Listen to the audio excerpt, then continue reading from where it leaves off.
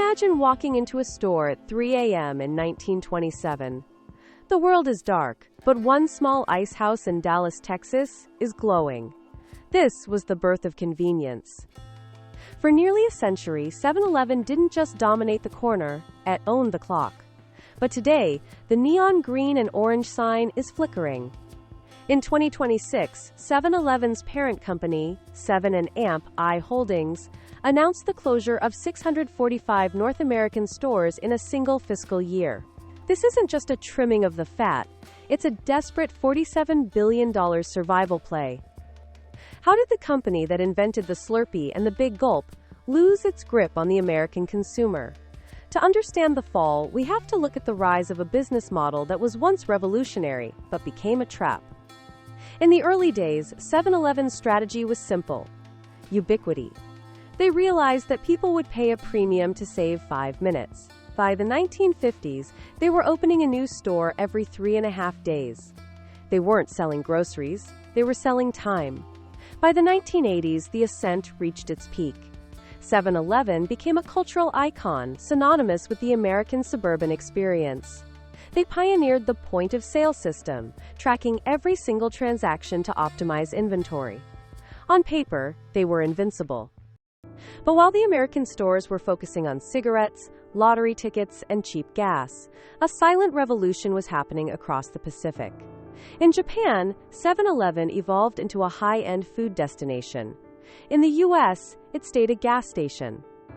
The omen appeared in the early 2000s. Regional players like Wawa, Sheetz, and Buc-ee's began to change the game. They realized that convenience was no longer enough.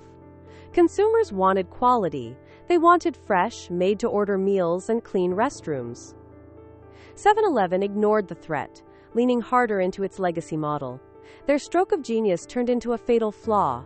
They prioritized sheer store count over the store experience. While competitors were building 5,000-square-foot food-forward destinations, 7-Eleven was stuck in two 400-square-foot boxes that smelled like burnt coffee. The data tells a grim story. By 2024, food service accounted for nearly 30% of revenue across the convenience sector, but generated 40% of the total gross margin. 7-Eleven was late to the party. Their sales from fresh food were hovering at just 10 to 15% in the US, compared to nearly 45% in their Japanese locations. The fallout was inevitable. In 2025, long-standing CEO Joseph DePinto retired after 20 years, leaving a leadership vacuum. Meanwhile, a hostile takeover bid from rival Circle K's parent company, Alimentation Couche-Tard, valued at $47 billion, sent shockwaves through the industry. The fall we see today is a frantic restructuring. To prepare for a massive IPO of its North American business in 2027, 7-Eleven is forced to cut its losses.